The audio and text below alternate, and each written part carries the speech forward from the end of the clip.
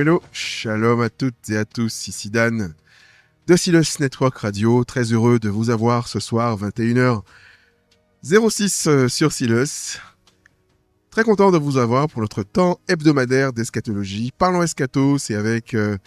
alors, c'est pas avec Moscato, hein, c'est avec le pasteur Jean-Marie. Désolé, Moscato Show, parlons eschato, c'est venu tout seul, je suis fatigué, c'est mardi. C'est avec le pasteur Jean-Marie Chevrier qui est avec nous pour une thématique intéressante et très profonde. Shalom à vous, pasteur Jean-Marie, comment allez-vous? Shalom Dan, ça va bien. Ça aurait pu être aussi Mosquito ou Mostico. Ah ben ça arrive, effectivement.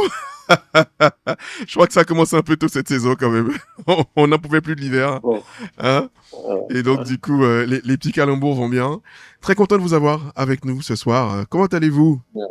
merci. Ça va, par la grâce de Dieu, hein, ça va. Okay. Ça va. La vie continue, hein. Exactement. La vie continue. Bon, avec le Seigneur, il ne faut pas trop se faire d'inquiétude. Je crois comme il le dit, comme dit l'apôtre Paul, soyez toujours joyeux, priez sans cesse. Ouais. C'est ça notre motivation. Exactement. Soyons toujours joyeux. Qu'est-ce que vous voulez qu'il nous arrive de pire? Hein? Ah, il y a toujours pire, il y a toujours mieux, mais effectivement, le contexte... Pire, il y a toujours mieux. Évidemment que le contexte n'est pas favorable, et je crois que si un disciple de Christ, il doit garder la tête haute, quoi qu'il arrive.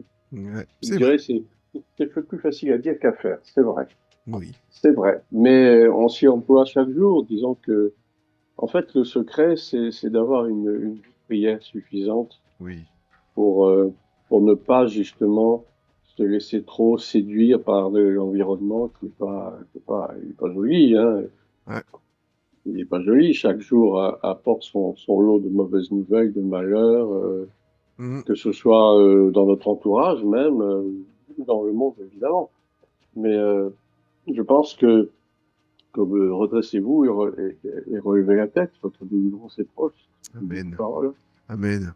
On y croit, Ah, vraiment, cher pasteur Jean-Marie, on y croit, parce que, mine de rien, et on se le disait hors antenne, en préparation de tout cela aujourd'hui, ben, nous venons avec nos convictions et nos doutes, avec tout ça à la fois, face à la parole de Dieu, qui est notre seule certitude. On sait que Christ est vivant, qu'il nous demande de préparer notre salut, et on veut essayer de comprendre des choses qui sont bien au-delà de nous, mais c'est par l'Esprit de Dieu, et vous l'avez très bien dit, c'est par une relation avec lui, hein, une sincérité de relation avec lui, que les choses se passeront. Et je pense à cet effet, cher Jean-Marie, qui serait de bon ton, durant le mois d'avril, d'avoir une émission sur les vierges sages et les vierges folles. Je pense que ça peut nous aider très utilement, comprendre ce que l'Éternel attend de nous, être vierge, mais on peut être folle. Mais la différence, c'est le Saint-Esprit.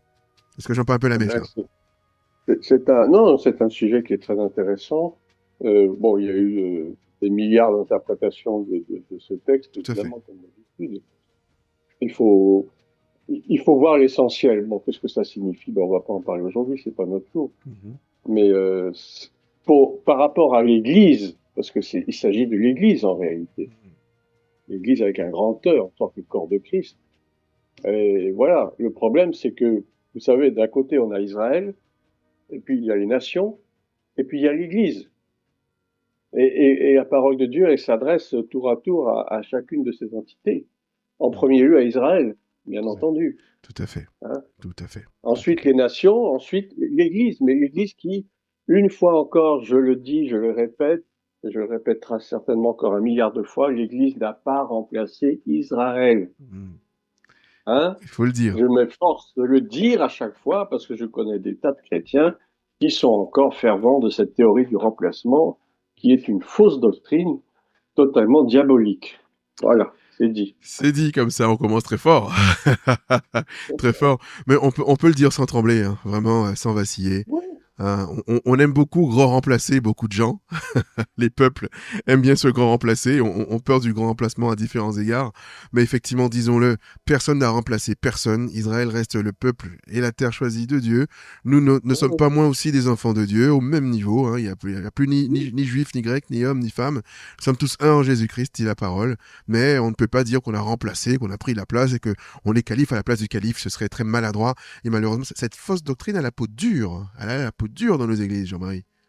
Elle a la peau très dure et c'est ce qui explique qu'il y a tout de même, il faut bien le dire, un antisémitisme certain de la part de beaucoup de chrétiens. C'est vrai. Parce que c'est rien d'autre qu'une forme d'antisémitisme, de Bien dire sûr. que l'Église a remplacé Israël. Ça veut dire que Dieu ne s'intéresse plus à Israël, que Dieu a abandonné son peuple, ce qui est totalement faux. Oui, Faux et archi faux. Bien sûr. Dieu n'a pas abandonné son peuple. Il est le peuple choisi depuis les origines. Et puis, quand le temps viendra, Israël sera sauvé. Enfin, en tout cas, une partie du moins. C'est pas tout, malheureusement. Tout à fait. Mais donc, il faut prier pour le salut d'Israël. Tout à fait. Il faut prier pour le salut d'Israël. Et paix de Jérusalem. Tout à fait. Et la paix de Jérusalem, c'est un devoir. Bien C'est sûr. un devoir en tant que disciple de Yahushua. Si nous ne le faisons pas, nous manquons gravement à notre devoir. Amen. C'est très grave. Amen. C'est très grave de ne pas se souvenir que si nous existons aujourd'hui en tant que disciples de Yeshua, si nous connaissons la Bible, ben, c'est grâce à Israël, c'est grâce à la Torah qui nous l'a donné. Ben oui. Tout à fait. Nos racines sont juives, qu'on le veuille ou non, c'est comme ça. Ouais, disons-le. Et merci à vous, cher Jean-Marie, pour votre objectivité à reconnaître la place d'Israël dans l'histoire, mais à reconnaître aussi le tort d'Israël, les torts, parce qu'Israël ne fait pas tout bien. On n'est pas plus judaïsant que les Juifs. Mais bien sûr. Écoutez, est-ce que vous connaissez une nation sous le ciel qui fait toutes les choses bien? C'est pas parce que c'est Israël que tout ce que il y a d'un côté il y a l'Israël politique, qui est comme tout pays sous une juridiction politique, qui fait des erreurs, qui fait des bêtises. Bon, écoutez, oui, mais c'est pas pour autant qu'on va acheter le bébé avec l'eau du bain. Voilà, ça parfaitement. C'est très bien de le rappeler. Il est facile quand même de jeter le bébé avec l'eau du bain. C'est très facile. Et ce soir, nous voulons apporter cette lumière. Et pour rentrer dans la thématique 21h13 sur Silos avec vous, cher Jean-Marie, ce soir, nous avons décidé, après avoir parlé la semaine dernière de l'Antéchrist, c'était une émission assez intéressante, voire très intéressante. Et merci pour ces apports que vous avez fait sur le système de l'Antéchrist, l'esprit de l'Antéchrist et l'Antéchrist en tant que personne. Deux choses complémentaires mais différentes, disons-le, et qui ont des rôles différents au travers de l'histoire. Mais ce soir, nous voulons parler du rôle des États-Unis dans la prophétie, dans l'Apocalypse, dans la fin des temps. Cher Jean-Marie, on va prier. On va prier. Et on va prier pour vous pour commencer. Prions, Éternel des armées. Notre roi, nous te remercions, Seigneur, pour tout ce que tu fais. Pour ce moment précieux que tu as permis que nous puissions passer ensemble. Merci, Père, parce que c'est de toi que nous avons la vie, le mouvement et l'être. C'est toi qui mets en nous le vouloir et le faire selon ton bon plaisir. Je prie, cher Seigneur, que tu puisses nous inspirer utilement pour ta gloire sur ce sujet qui est un sujet difficile. Mais nous sommes dans les temps de la fin, nous avons besoin et nous avons envie de comprendre ce qui se passe réellement dans ce monde et que par ta grâce, nous puissions avoir une illumination dans nos cœurs et dans nos esprits au nom de Jésus. Amen. Amen, amen, amen. Cher Jean-Marie, ce soir, nous voulons parler du rôle des États-Unis dans la prophétie. Et on va prendre ce temps. Alors peut-être qu'une émission ne sera pas suffisante. Je vais simplement dire, Jean-Marie, que les États-Unis restent une très jeune nation. La déclaration d'indépendance en 1777, puis en 1787, on a la déclaration d'indépendance, la Constitution américaine qui vient. Donc, on a une nation qui a moins de 300 ans. C'est extrêmement jeune. L'Europe s'est construite en 2 millénaires quasiment. Et là, on a une nation qui est un jeune loup, un aigle même, qui vient et qui, à partir de l'expérience européenne, ne veut pas reproduire les erreurs européennes, ne veut pas reproduire le manque de liberté, l'oppression européenne. On a ces Pilgrim Fathers qui quittent l'Europe, des juifs en partie, des catholiques, irlandais, allemands, français, italiens, qui quittent au bord du Mayflower et d'autres bateaux cette terre et qui viennent fonder le nouveau monde. Et depuis, ils sont guidés vers la fameuse destinée manifeste hein, qui avait été assez brillamment illustrée. Ils croient entre guillemets être nés comme nation pour guider le monde. C'est une destinée manifeste, celle de guider le monde et de montrer au monde la voie. Que sont les États-Unis, Jean-Marie, dans la prophétie? Et lorsqu'on regarde aujourd'hui, bon, le locataire de la Maison Blanche, on peut se poser des questions sur l'orientation ou les orientations de cette nation. Bah, écoutez, c'est les États-Unis, soit on les aime, soit on les déteste. Bien. Je ne suis pas. On peut pas les deux à la fois? Je ne suis ni américanophile ni américanophobe. Voilà. Je reconnais le mérite des États-Unis, tout comme je reconnais les mérites de la plupart des pays dans le monde. Mais comme vous le disiez très bien, c'est une jeune nation. Je dirais presque, pour exagérer un peu, c'est une nation qui n'a pas d'histoire à proprement parler. C'est une nation qui n'a pas de culture, ou très peu. Enfin, disons que sa culture s'est forgée petit à petit, mais elle n'a pas un passé réel comme pourraient l'avoir d'autres pays, d'autres nations, faut bien le dire. Hein. Donc c'est un pays qui s'est, j'allais dire, qui s'est fabriqué petit à petit, qui s'est fait petit à petit. Alors évidemment, il y a les Pilgrim Fathers, c'est vrai, puis après il y a eu les pères fondateurs vraiment au moment de l'indépendance, qui d'ailleurs pour la plupart étaient des francs-maçons, ce qui est assez curieux. Oui, ou satanistes, on peut le dire, hein, on peut le dire. Oui, enfin, je n'osais pas le dire, mais vous m'avez devancé, très bien. Pas de problème à le dire, clairement. Hein, les faits sont là. Non, il n'y a aucun problème, mais vous savez, la franc-maçonnerie, c'est un peu la tarte à la crème dans nos thèmes, dans nos thématiques. Tout à fait. Mais elle noyote le monde entier, de toute manière. Hein bon, alors donc ça, il n'y a rien d'extraordinaire. Elle est partie de l'Angleterre, d'ailleurs. L'Angleterre, on va en parler aussi. Tout à fait. Puisque les deux sont liés, bien entendu. Intimement. Donc voilà, les États-Unis, une jeune nation qui s'est bâtie peu à peu. Ah bon, il y a eu des guerres,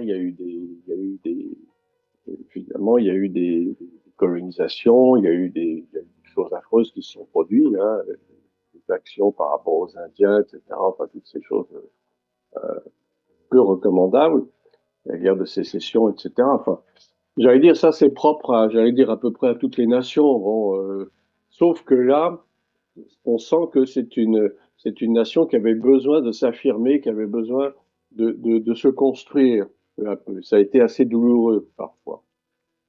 Et donc, il y a à émerger donc petit à petit cette volonté d'hégémonie mondiale qui a fait que aujourd'hui, j'allais dire, on peut rien faire sans les États-Unis à la limite. C'est pas faux. Et j'en veux pour preuve que l'Union européenne, je pense que j'en avais déjà parlé plus ou moins, que l'Union européenne a été bâtie par les États-Unis. Il y a même eu des documents déclassifiés il y a quelques décennies qui le prouvent. Oui, Robert Schuman, Jean Monnet, qui étaient des agents de la CIA, d'ailleurs, qui étaient des hommes de paille en réalité, parce que finalement, c'est eux qui ont posé les jalons, si vous voulez, mais ce sont les États-Unis qui ont travaillé en sous-main, bon, qui ont produit l'Europe. On appelle aujourd'hui l'Union européenne, que beaucoup aiment et que beaucoup détestent aussi, pour plusieurs raisons, et on ne peut pas dire qu'elle nous ait apporté le bonheur absolu. Soyons objectifs. Elle amène peut-être plus des convenus que d'avantages, par certains côtés. Je ne dis pas que tout est mauvais dans l'Union européenne, bien entendu, c'est toujours la même chose. On ne peut pas dire que tout est bon, tout est mauvais, c'est normal. Mais acceptons l'idée que depuis que nous sommes rentrés dans l'Union européenne, depuis qu'il y a eu le traité de Maastricht, depuis qu'il y a eu l'entrée dans l'euro, c'est quand même assez catastrophique économiquement. Tout à fait. Alors, l'Europe économique et fiscale est une catastrophe absolue, oui, on peut le dire, enfin, en termes de pouvoir d'achat.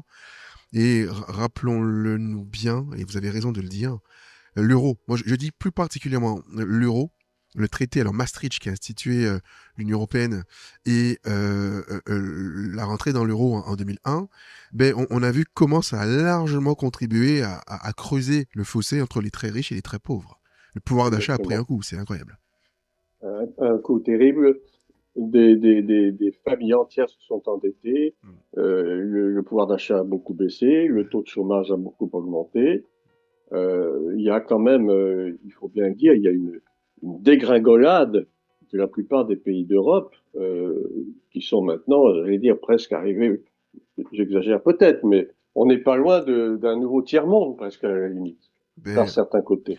on essaye, Non, mais, toutefois, l'Europe essaie de le cacher quand même, mais la réalité économique est là. oui, Hmm, mais la réalité, elle est là. bien sûr. Attendez, je suis désolé de le dire, mais quand vous voyez des gens qui avaient un train de vie, j'allais dire presque normal, c'est-à-dire un train de vie, oui, agréable, hein, des gens qui pouvaient quand même partir en vacances, qui pouvaient payer des études à leurs enfants, même à l'étranger, Hmm, aujourd'hui, c'est impossible. ah, bien sûr. Ah, bien sûr. C'est impossible. Mhm. Et c'est impossible. Les ménages sont surendettés, Ouais. les loyers ont explosé. Hmm, hmm, Euh, hmm, c'est hmm. c'est- c'est catastrophique. Oui. C'est catastrophique. Et je dis, il y a une espèce de tiers-mondialisation qui est en train de se faire Hmm, hmm, hmm, hmm. et qu'on essaie de cacher. Bon, c'est comme mettre un pansement sur une jambe de bois, hein. Ah, ben, exactement. On ne soigne pas la gangrène qui est en dessous. Mais la gangrène, elle existe et elle progresse. Ouais, tout à Et fait. bientôt, il faudra amputer le membre. Hmm, C'est là le danger. bien sûr. Alors, bon, je ne vais pas trop s'étendre dessus, mais voilà. Alors, parlons des États-Unis, puisque c'est le sujet. Et bibliquement, on n'en parle pas. Je veux dire, bibliquement, il n'y a aucune prophétie sur les États-Unis, Ah, sur l'Amérique. intéressant. Et la bête qui sort de la terre? Attendez, attendez, attendez. Vous êtes bien pressé tout Ah, d'un coup. je me calme donc. Je veux dire que si nous lisons Daniel au chapitre 7 et sa vision des quatre animaux, vous connaissez l'histoire, bien entendu, je ne vais pas vous la lire. On a d'abord un lion avec des ailes d'aigle, Hmm, ensuite on a un ours, après on aura un léopard, et puis finalement on va avoir un animal extrêmement fort, extrêmement puissant, dont on n'a pas de, de signalement animalier particulier. On dit simplement que c'est une bête extraordinairement forte, avec 10 cornes, etc. Bon, mais ces animaux, bien, ils ont tous effectivement, ils sont apparentés à des anciens royaumes. On est d'accord. hmm. Hein, ce sont des royaumes. Et mais pour autant, ça ne veut pas dire que ça n'a pas forcément un lien avec les royaumes d'aujourd'hui, si je peux dire. Hmm.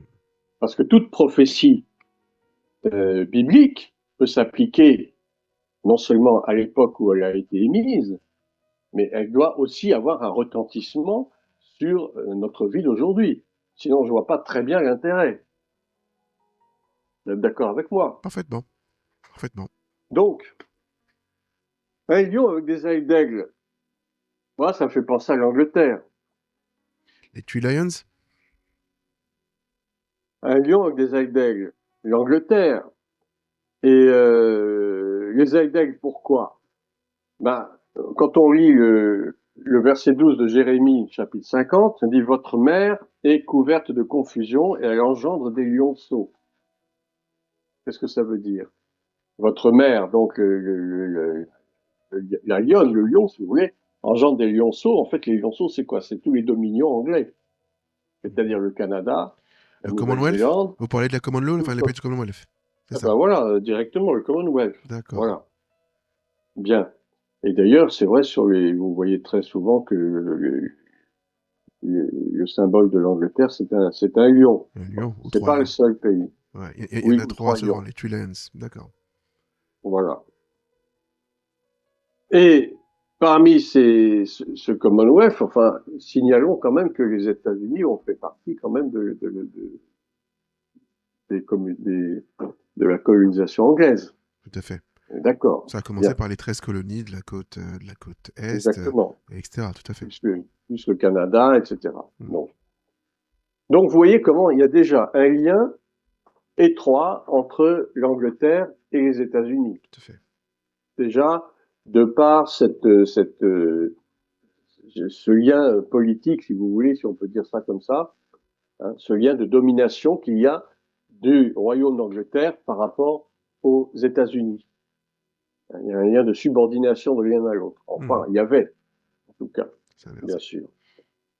Ce qui explique que il y a j'allais dire, un bloc anglo-saxon qui domine le reste du monde, notamment par la finance. La City. Il y a deux gros organismes financiers. En Angleterre, nous avons la City de Londres, qui à elle seule draine pratiquement les finances, j'allais dire presque du monde entier, de toute la planète. Et puis d'un autre côté, vous avez Wall Street, et puis toutes les banques américaines, il y a Chase Manhattan, JP Morgan, etc., dont on a fort parlé quand il y a eu ce problème des subprimes, etc. Bon, de sinistre mémoire. Donc, ce qui veut dire que déjà, par l'argent, ces deux nations dominent le monde. Aujourd'hui, rien ne se fait, aucune tractation économique ne se fait si c'est pas en dollars. Oui, tout à fait. Et on a vu il n'y a pas très très longtemps cette histoire de l'Argentine, hein, que M. Trump a voulu chasser son président, parce que justement il y avait des tractations entre la Chine et la Russie, mais qui ne se faisaient pas en dollars. Alors ça n'a pas plu, évidemment. Hein. Ce qui veut dire qu'il y a cette domination financière qui perdure, qui existe depuis fort longtemps et qui continue, qui perdure. Et puis aux États-Unis, vous avez la fédérale, la réserve fédérale. La Fed. La Fed, qui est une banque privée. Qui est une banque privée et qui appartient à des banquiers. Et qui prête l'argent à l'État américain. Avec des taux d'intérêt, bien entendu. Tout à fait. Donc, c'est pour vous dire que l'argent domine tout. Et aux États-Unis, plus que partout ailleurs. Ça, c'est déjà un point. Ensuite, il y a le fait que les États-Unis, comme je le disais tout à l'heure, ont un pouvoir hégémonique sur le monde entier, puisqu'ils se sont dit, ils se disent d'ailleurs toujours, les gardiens du monde, les gendarmes du monde.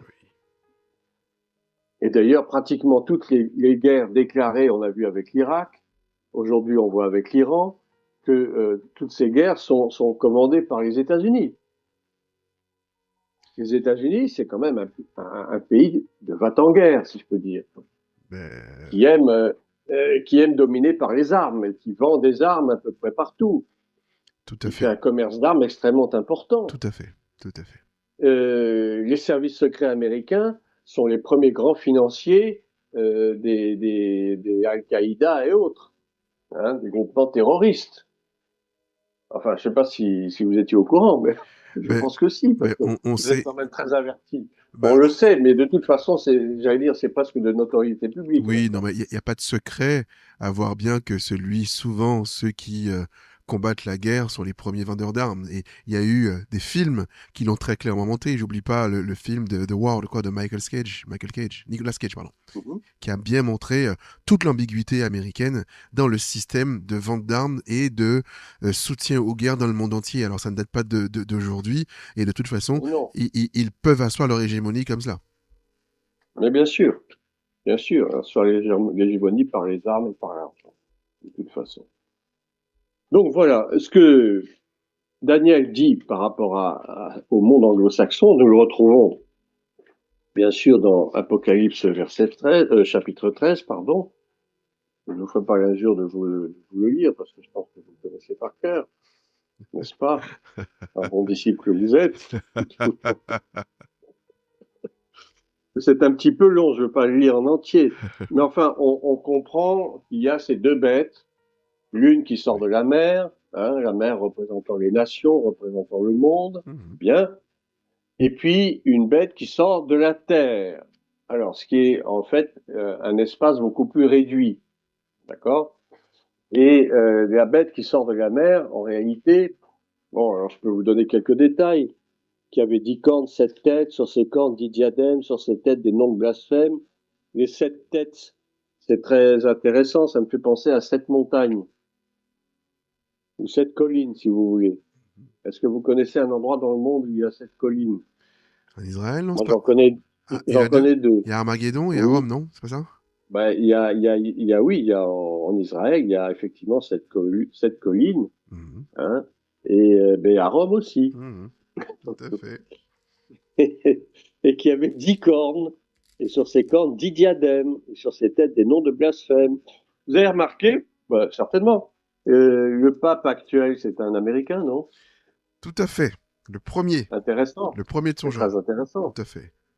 Tout Le à fait. premier de ce genre est précisément à cette époque où les États-Unis sont en train de faire tout un méli-mélo, hein, voilà. Donc moi je trouve qu'il y a vraiment, il y a pas de hasard bien entendu. Non. On a compris que il y a tout de même des alliances qui ont été tissées entre le gouvernement américain et le Vatican. Oui.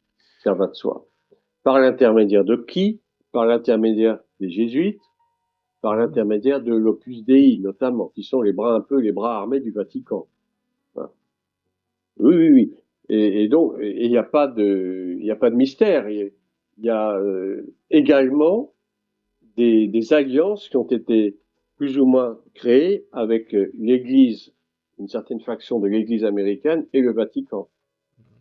Et il n'y a pas si longtemps, il y a eu une espèce de grand rassemblement évangélique sous la direction d'un certain Anthony Palmer, qui est un évêque anglican, qui est décédé depuis. Et dans ce grand rassemblement évangélique, qui rassemblait des personnes assez connues, bon, j'en ai pas trop en tête, le pape de l'époque, qui était donc le pape François, avait fait une allocution en direct, enfin par médias interposés, et son vœu le plus cher, c'était que les églises évangéliques puissent rallier la Sainte Mère Église, en disant que, vous savez, nous sommes frères, pourquoi nous disputons-nous pour des querelles inutiles, des querelles de dogme ou des querelles de doctrine? Revenez, revenez, la porte vous est grande ouverte. Et il y avait plusieurs milliers de personnes qui assistaient à ce grand rassemblement. Et je vous dis, des grandes sommités évangéliques américaines. Là, je ne sais plus en tête leur nom. Euh, c'est pas grave. Eh bien, tout comme un seul homme, tout le monde était d'accord. Mhm. Tout le monde était d'accord, ils ont applaudi à tout rompre, il y a eu des ovations, le pape est un homme extraordinaire, c'est un grand rassembleur, etc. Vous voyez comment l'apostasie gagne petit à petit. Mhm. Ce qui veut dire que même les églises évangéliques aux États-Unis, qui sont nombreuses, il y en a je ne sais pas combien de milliers, qui sont la plupart du temps des méga churches, des grands rassemblements évangéliques, sont prêts à faire allégeance avec le Vatican parce que bon, c'est très bien, nous sommes tous des frères. Et pourquoi est-ce qu'il y a des divisions dans l'Église, Ouais. l'amour fraternel, etc.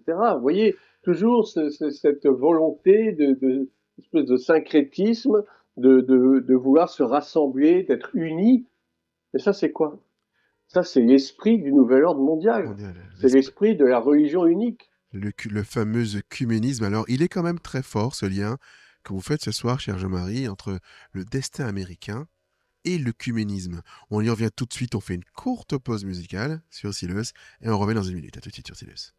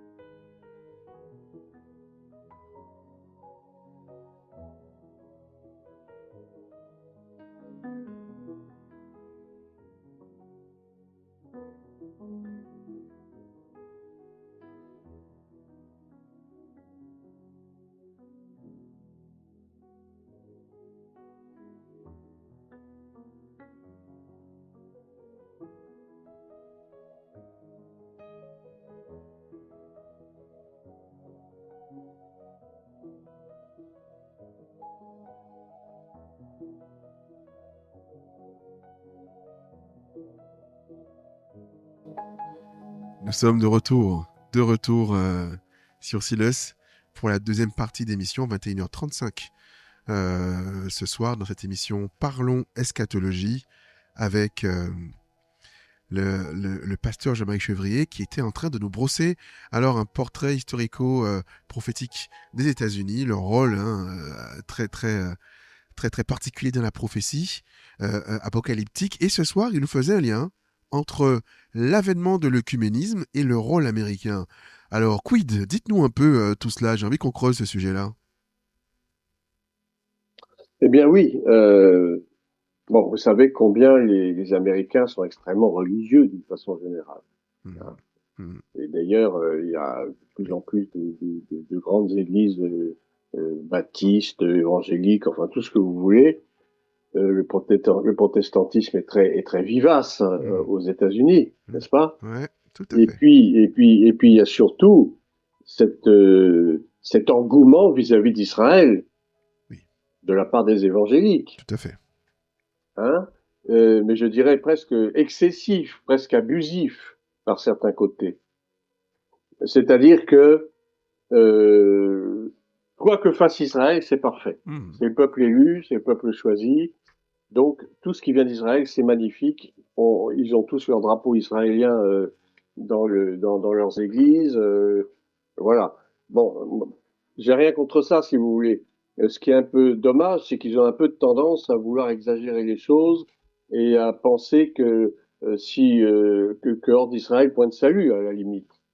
Que si on n'a pas un drapeau israélien dans son église, c'est qu'on est antisémite, enfin à la limite presque. Ouais, tout à fait. C'est un peu passionné. C'est un peu passionné comme C'est un peu passionné, et il y a même certains chrétiens, et même pas des moindres, qui poussent même à judaïser, à commencer à judaïser à la limite. C'est vrai. C'est pas ce que le Seigneur nous demande. C'est pas ce que Dieu nous demande. Bien sûr. Alors on va célébrer les fêtes, on va faire le Shabbat le samedi. Moi j'ai rien contre ça, c'est pas le problème. Mais j'allais dire, si vous voulez vous remettre sous la loi, alors appliquez toute la loi. Et pas seulement une partie. Hein, il y a quand même 613 mitzvot. Vous allez les appliquer vraiment à la lettre? Non. Sachant que la loi a été donnée par Dieu pour montrer aux hommes qu'on ne pouvait pas être sauvé par les œuvres et que tout se passait par une relation avec lui, il est évident qu'on ne peut pas l'accomplir parfaitement, cette loi, parce qu'elle était imparfaite elle-même. On ne peut pas l'accomplir, et même les Juifs ne peuvent même pas l'accomplir. Tout à fait. Ceux qui, actuellement, les Juifs d'aujourd'hui, qui sont les Juifs de la Torah, qui sont les Juifs religieux, ils ne peuvent pas. Ils ne peuvent pas. C'est impossible. C'est ça ils ont du mal à comprendre. Bon. Alors, revenons-en à la prophétie, puisque c'est notre thème. Donc, on a eu cette bête qui monte de la mer, et très sincèrement, mais ça c'est mon opinion, hein, vous n'êtes pas obligé de la partager, pour moi ça ressemble étrangement au Vatican, à l'église romaine. La bête, oui, enfin la bête avec les 7 têtes, les 10 cornes. Oui, oui. Ben, la première bête. Ben, je partage. Pour moi, alors moi, je suis de culture à penser cela, religieusement parlant, je veux dire à la base, et je pense que tout porte à croire que ce Vatican-là porte les signes d'un système politico-religieux. Absolument. Et tout à fait, politico-religieux. D'ailleurs, le Vatican, c'est un État dans l'État. Tout à fait. Le pape, c'est une autorité non seulement spirituelle, mais d'abord politique. Politique, bien sûr, il est chef de gouvernement, faut le dire. Tous les chefs d'État l'écoutent. Tous les chefs d'État l'écoutent, prennent conseil auprès de lui, même des gens qui sont athées vont écouter ses conseils. Il va, bon, ce qui prouve qu'il a un rôle politique éminent à jouer. Tout à fait. Et particulièrement dans ces temps de la fin. C'est très visible. Alors en plus, il y a cet écuménisme religieux qui est de plus en plus visible, je dirais presque. Hein, on a vu il n'y a pas si longtemps, il y a des alliances avec l'islam, alliances avec les rabbins juifs, alliances même avec les bouddhistes. Hein, le Dalai Lama, etc. Enfin, vous voyez comment on est tombé en plein dans cette espèce de magma informe, mais qui va aboutir à quelque chose, à une entité religieuse à laquelle tout le monde sera soumis. Et c'est ça la fameuse image de la bête. Tout à fait. Tout à fait. C'est ça la fameuse image de la bête qu'il va falloir adorer de force, de gré ou de force. Et si vous ne le faites pas, eh bien, on fera comme les amis de Daniel, on vous fichera dans une fournaise de feu où on vous coupera la tête. Enfin, je ne sais pas trop. Celui qui refusera d'adorer la statue, eh ben, il sera voué à la mort, tout simplement. Ben, Donc, on peut le dire, cher Jean-Marie, c'est-à-dire qu'il y a oui, bien une peine de mort qui est prévue pour celles et ceux, et la Bible dit en transparence, celles et ceux, il y aura des châtiments forts contre celles et ceux qui refuseront d'adorer l'image de la bête. C'est quand même terrible, disons-le. Quel est le rôle des États-Unis dans l'histoire, alors maintenant par rapport à cette bête qui alors, sort de la terre? justement, je voulais faire une toute petite parenthèse, mais qui rentre quand même dans notre thème. Je voulais parler des lois noachiques. Les lois noachiques. Ah. Le Shabbat Lubavitch. Tu avais entendu parler de ça? Ah non, pas du tout. Alors je connais les Lubavitch, qui sont des fondamentalistes religieux Alors, juifs. les Lubavitch, ce sont des hassidiques, qui sont des juifs extrémistes, orthodoxes, archi-orthodoxes. Archi, oui, bien sûr. Oui, oui. Et en 1991, aux États-Unis, il y a eu la journée de l'éducation, ça s'appelait comme ça, qui a été initiée par le président Bush père. Et au cours de cette journée, on a vanté justement les mérites des lois noaïdes ou noachiques comme étant futurs guides moral pour les générations à venir. Et donc ces lois, il y en a 7. Il y a 7 lois noachiques que justement le Lubavitch voudrait imposer au monde entier. Et ces lois, en fait, elles ressemblent étrangement aux 10 commandements, sauf qu'il n'y en a que 7 au lieu de 10. Et ces lois, en gros, moi, je ne les ai pas sous les yeux, je ne m'en souviens pas trop de mémoire, mais ça, bon, c'est la prohibition du meurtre, prohibition du vol, prohibition de l'inceste, bon, tout ça, c'est très bien. Prohibition du blasphème, alors là, ça commence à devenir sérieux, parce que le blasphème, ça peut concerner les chrétiens qui croient en Jésus-Christ en tant que fils de Dieu, et pour eux, c'est un blasphème. Blasphème, bien sûr, pour les juifs, oui. Interdiction de toucher un animal mort, enfin de consommer la viande d'un animal mort, etc. Enfin des lois qu'on retrouve pour la plupart dans l'Ancien Testament, dans le Lévitique, et qui sont un peu remises au goût du jour. Mais alors tenez-vous bien, et c'est là que finalement on se pose des questions sérieuses, que toute personne qui sera trouvée en train de transgresser une seule de ces lois sera mise à mort par décapitation. Ah oui, alors ça, c'est le projet Noarid, enfin des Lubavitch. Des Lubavitch concernant ces 7 lois noachiques et qui veulent étendre à tout le monde. C'est-à-dire que ça va faire partie aussi de la religion mondiale.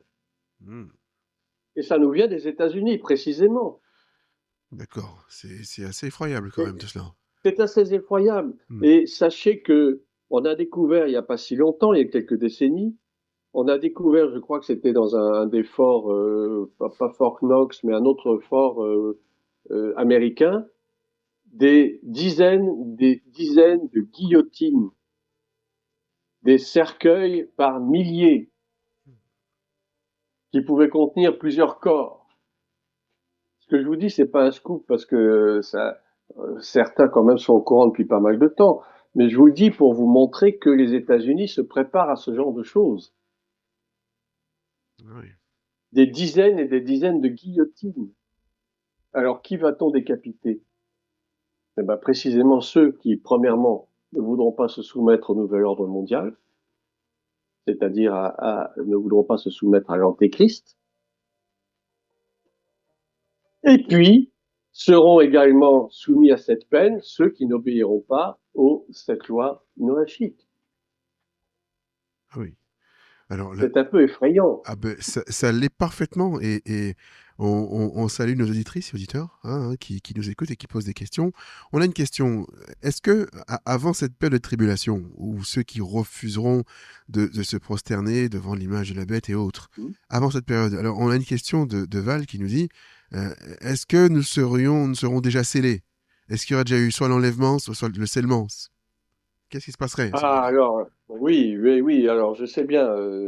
évidemment, on souhaite que l'enlèvement arrive demain Mhm. pour éviter toutes ces choses, Ouais. pour éviter la marque de la bête, etc. Mais oui, très vraisemblablement, enfin, ça c'est mon opinion personnelle. Une fois de plus, je ne peux pas affirmer quoi que ce soit. Nous sommes d'accord. Euh, Nous n'affirmons nous rien, sommes nous d'accord. interprétons. Nous interprétons autant que possible avec l'esprit. Ce serait présomptueux et orgueilleux de ma part et complètement stupide. Mais on peut espérer de tout cœur que l'enlèvement se produise avant les 7 ans de tribulation, c'est-à-dire la 70e semaine de Daniel, Hmm. parce que nous voudrions échapper à ces choses. Mais rien n'est certain. Ça peut aussi se produire au milieu des 7 ans. Parce que, bon, c'est cette année de tribulation qui est la 70e semaine de Daniel, elle est partagée en deux parties. Vous avez une première partie de 3 ans et demi, qui correspondra à l'avènement de l'Antéchrist, à son arrivée au pouvoir, où il va un peu guerroyer ça et là pour essayer de dominer certaines nations un peu récalcitrantes. Hmm. Il va produire certaines guerres pour pouvoir asseoir son pouvoir. Et il y aura, si vous voulez, il se passera peut-être pas encore trop de choses terribles pendant ces 3 premières années et demie, encore que, on peut pas le savoir exactement. C'est ça. Et puis, il y a la deuxième partie qu'on appelle la grande tribulation, qui durera également 1260 jours, quoi, 42 mois, c'est-à-dire 3 ans et demi, où là, l'Antéchrist va se déchaîner d'une façon effroyable. C'est là il y aura la marque de la bête, et ceux qui la refuseront seront mis à mort. C'est là que la religion mondiale va faire des ravages, et c'est là que les Juifs qui auront accepté cet homme comme leur Messie seront dans une déception totale quand ils verront que cet individu va s'asseoir dans le temple, se proclamer Dieu, faire cesser le sacrifice et l'offrande, comme nous le dit très bien deux Thessaloniciens, et même Daniel qui en parle aussi, hein, dans Daniel 9.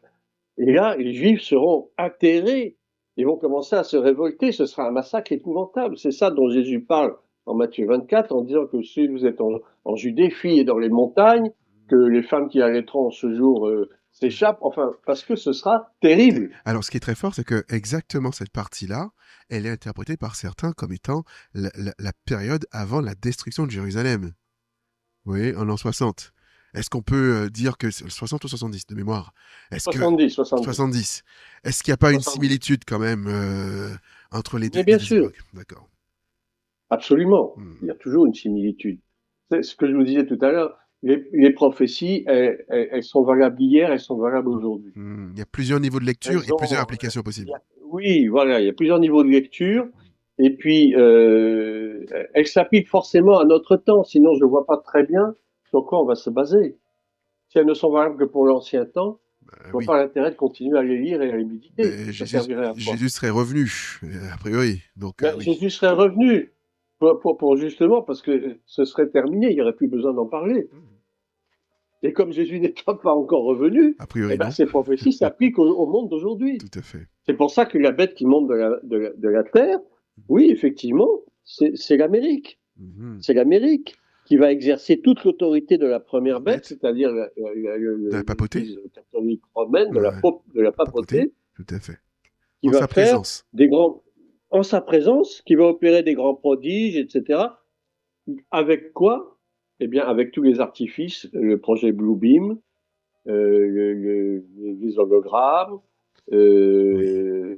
Mais l'intelligence la artificielle, puissance technologique puissance l'avance. technologique, Ouais, qui ouais, n'aura rien de spirituel, ouais, qui n'aura ouais, absolument rien de spirituel. Et les hommes vont se laisser séduire par ça. ouais, ouais, ouais. Regardez comme aujourd'hui, même on peut faire apparaître un animal ou il n'y a pas longtemps, il y a monsieur Mélenchon, je crois qu'il faisait un discours Oui, tout à à fait. Bordeaux, Tout à fait. qu'on a vu à Rennes En même temps, alors en que même temps. c'était un hologramme. Parfait. Il faut le dire. Alors, je pense que c'est important qu'on se le dise parce que je parlais avec un ami pasteur qui disait que derrière l'intelligence artificielle, il y a un esprit satanique extrêmement puissant de séduction Oui.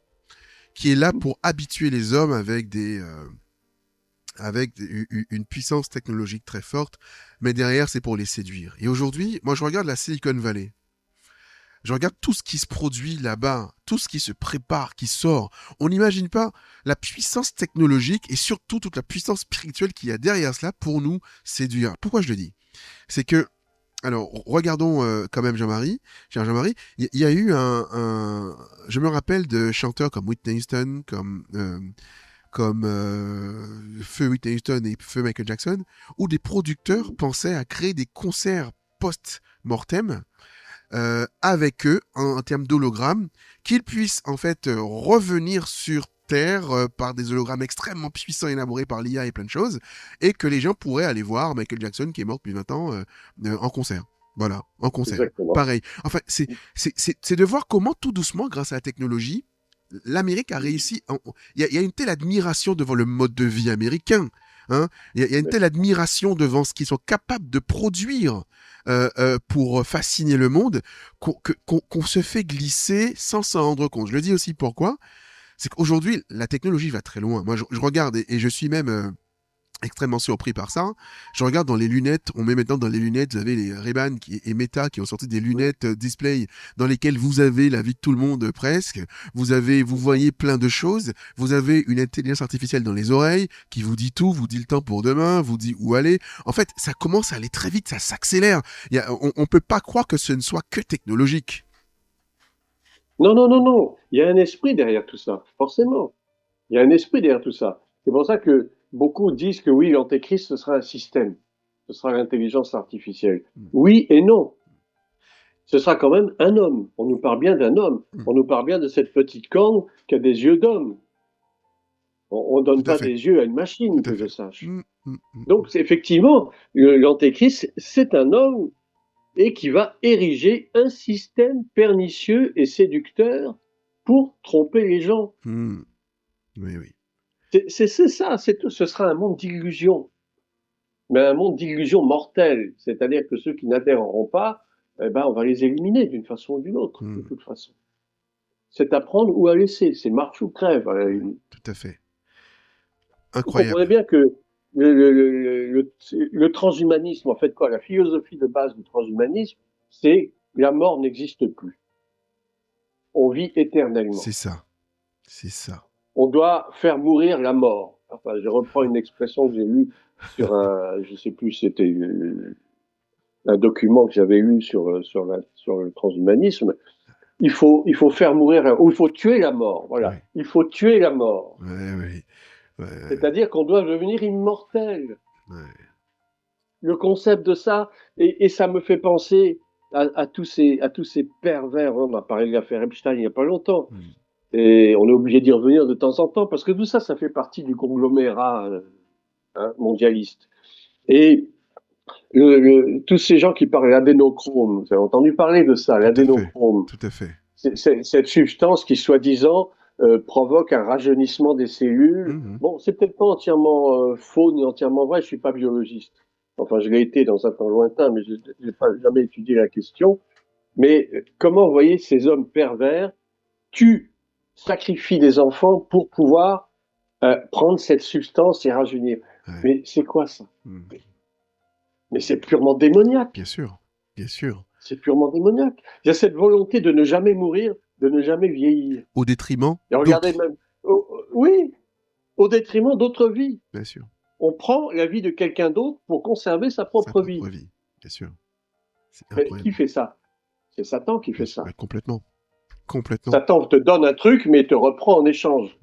Toujours. Et tous ces grands chanteurs qu'on a connus, Johnny Hallyday, Céline Dion ou d'autres, ils ont fait allégeance à Satan pour avoir du succès, de la gloire, de la fortune. Ils ne s'en cachent même pas. Regardez ce qui leur arrive en échange. Ben oui. Le diable ne donne jamais rien gratuitement aux gens. C'est pareil, la sorcellerie, c'est ça. Tu veux tuer ton ennemi, etc. Mais en échange, le sorcier va te demander, un de tes parents, en échange, ton enfant, et tu es obligé de lui donner, sinon c'est toi qui y passes. Exactement, c'est incroyable. Et on fait bien de le dire, on a une auditrice qui nous dit quelque chose d'assez brillant, qui nous dit, c'est le principe de la sorcellerie qui est devenu technique, en fait. On rend ça joli, on rend ça beau, mais c'est quelque chose qui n'en demeure pas moins extrêmement coûteux. Ne mettons jamais les pieds dans cela, il est important de le dire. On y perd sa vie très rapidement. Bien sûr. Et il y a des destructions totales de familles entières à cause de la sorcellerie. C'est effrayant. Bien sûr. Et je parle pas que de la sorcellerie africaine, que je connais un petit peu forcément, mais il y a de la sorcellerie dans tous les pays du Bien monde. sûr, tout à fait. Et le principe est le même. Mm. Satan opère toujours de la même Tout façon. à Il n'a fait. pas 50 000 techniques. Tout à fait. C'est toujours la même technique. Je te donne et je prends en échange. C'est un échange. C'est un deal, si vous voulez. Mais c'est un deal mortel, à plus ou moins longue échéance. Et le transhumanisme, c'est ça. C'est Mm. faire un deal avec la mort. Non, je veux vivre 120 ans, 130 ans, mais regardez les conséquences après. C'est terrible. On a une question. Ce monde est... Oui, On a une question d'une auditrice. Je trouve qu'elle est, elle est aussi intéressante. Cette auditrice nous dit, attendez, le temps, je rouvre. Voilà. Nous chrétiens, comment appréhender ces choses, surtout quand nous voyons que l'Église suit de suivre la société sur tout. Pourquoi sommes-nous restés comme on fonctionnait dans le temps avant toute cette technologie? C'est-à-dire, pourquoi l'Église n'a pas su évoluer, comprendre son environnement, comprendre le monde pour s'y adapter, au lieu de se laisser, entre guillemets, adapter par le monde? Qu'est-ce qui se passe? Pourquoi on n'arrive pas? ben, c'est l'apostasie. C'est l'apostasie dont parle l'apôtre Paul. L'apostasie, c'est l'abandon de la foi progressivement, et on adopte les us et coutumes du monde pour plaire au plus grand nombre. Parce qu'il faut que l'Église plaise au plus grand nombre. Hmm. Alors que le but de l'Église, c'est pas de plaire au plus grand nombre. Le but de l'Église, c'est de sauver des âmes pour Hmm. les envoyer au ciel. Ouais, on oublie souvent ça. Et c'est ça le problème, c'est que l'Église est en train de rater sa mission. Hmm. Les vierges folles, elles sont là. Si on a l'occasion d'en parler, on en parlera. Tout à fait. L'Église a raté sa mission. Et si elle continue comme ça, je donne pas cher. Le jour où la trompette sonnera, qu'est-ce qu'on va être peut-être 10 ou 20 à être enlevés? Moi, j'exagère. Ah, Mais ce qui veut dire que l'Église, elle n'est pas prête du tout. oui. Elle faillit à sa mission. Hmm. Parce que elle veut jouer la démagogie. Il n'y a pas d'église démagogue, ça n'existe pas. Est-ce que Jésus était démagogue? Au contraire, quand il dit, mais vous voulez pas, allez-vous-en si vous voulez. Si ce que je vous dis vous plaît pas, allez-vous-en. Puis chez moi le camp, j'ai pas besoin de vous. Ah, c'est trop dur, il nous demande de manger son corps et de boire son sang. Et à cause de ça, beaucoup sont partis. Hmm. Jésus dit aux autres, vous voulez pas vous partir aussi? Allez-y, allez-y, allez-y. Vous me faites de l'ombre, j'ai pas besoin de vous. Est-ce que Jésus était démagogue? Oh non. Alors pourquoi l'Église aujourd'hui est-elle démagogue? Parce qu'elle est à la tête des pasteurs démagogues, tout simplement. Et des fidèles qui bêlent comme des moutons stupides, qui écoutent stupidement ce qu'on leur dit, sans avoir de moindre discernement de ce qui est vrai, de ce qui est faux. Ah, oui. Je suis désolé de le dire, C'est mais réel. j'aime mes frères chrétiens, mes sœurs chrétiens, mais j'ai envie de vous dire aujourd'hui, soyez intelligents. Hmm. Soyez intelligents, ayez du discernement, demandez au Seigneur du discernement. N'acceptez pas tout comme argent comptant. C'est vrai. Ne vous laissez pas berner par des mensonges éhontés de certains serviteurs de Dieu. Ils vont Hmm. vous parler de richesse, en veux-tu, en voilà. Ils vont vous parler d'avoir des jets La privés. Mais qu'est-ce qu'on prospérité. s'en fiche de ça? Mais qu'est-ce qu'on s'en Prospérité. fiche de ça? Oh, ben oui. Ben oui. Oui, Dieu veut que nous soyons prospères, mais prospérité d'abord spirituelle. Spirituel. Amen. Amen. J'ai rien contre la prospérité matérielle. Si Dieu me bénit demain avec, je sais pas, bon, un peu d'argent ou je ne sais quoi, je vais pas cracher dessus, bien entendu. Bien sûr. Mais je ne recherche pas ça en premier. Recherchez d'abord le royaume et la justice de Dieu. Le reste vous sera donné par-dessus. Par-dessus. Après, mais pas avant. Maintenant, on fait l'inverse. On veut d'abord la richesse et ensuite on va louer Dieu. On fait les choses totalement à l'envers de ce qui devrait être fait. Voilà où en est l'Église aujourd'hui, mon cher ami. Hmm.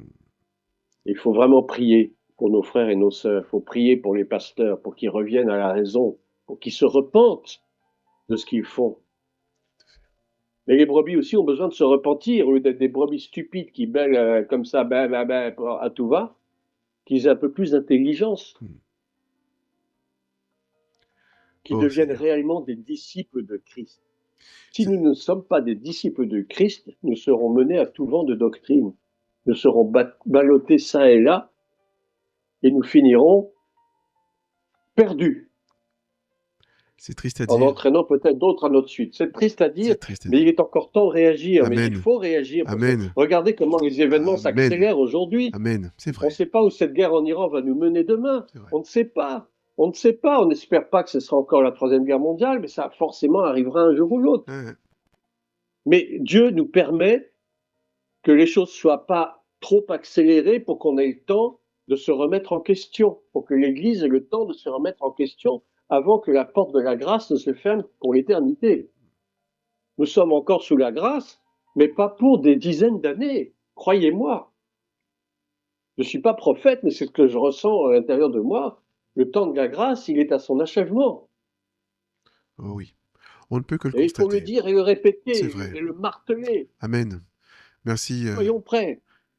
Merci, cher Jean-Marie, de 22h sur Sileus. On arrive tout doucement à la fin de notre émission. Il y aura une partie 2. Mardi prochain, on a encore beaucoup à dire, je pense, vraiment sur les États-Unis, dans la prophétie. Mais ce soir, il est important. Merci vraiment pour ce temps fort. Et merci à vous d'être très nombreux ce soir à échanger. Et on ne pourra malheureusement pas répondre à toutes les questions. On continuera la semaine prochaine.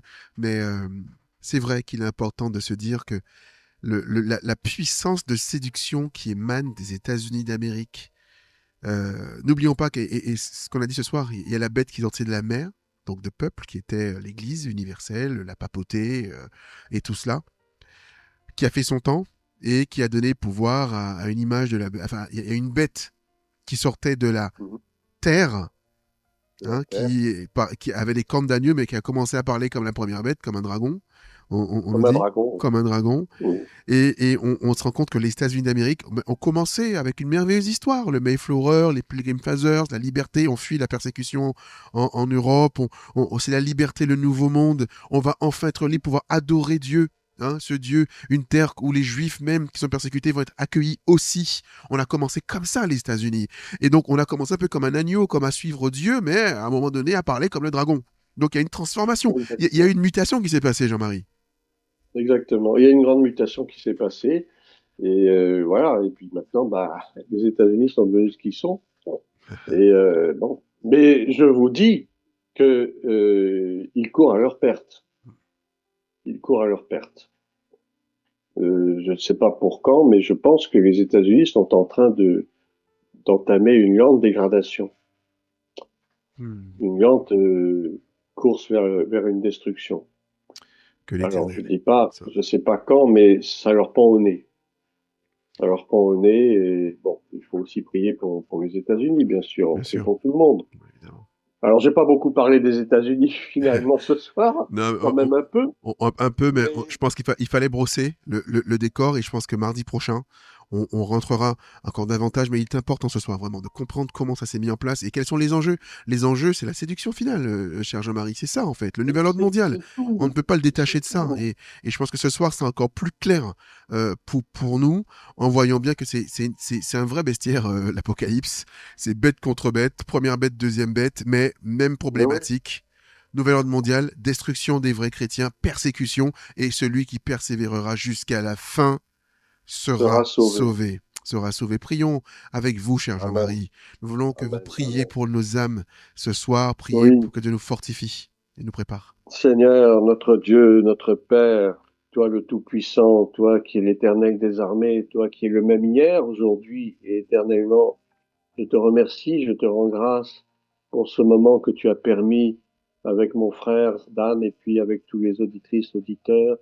Je te remercie parce que tu as permis de nous exprimer, Seigneur. C'est toi qui nous as inspirés ce soir, Amen. j'en suis certain. Oh Et oui. je prie pour que ce message puisse toucher les cœurs de tous ceux qui ont écouté ce soir, pour que nous soyons non pas dans la pure connaissance, mais que nous soyons dans la compréhension des choses qui arrivent sur ce monde, dans la compréhension d'une meilleure vie spirituelle à laquelle nous aspirons, parce que nous attendons ton retour, nous attendons ta venue, nous attendons que la trompette sonne, Seigneur Dieu.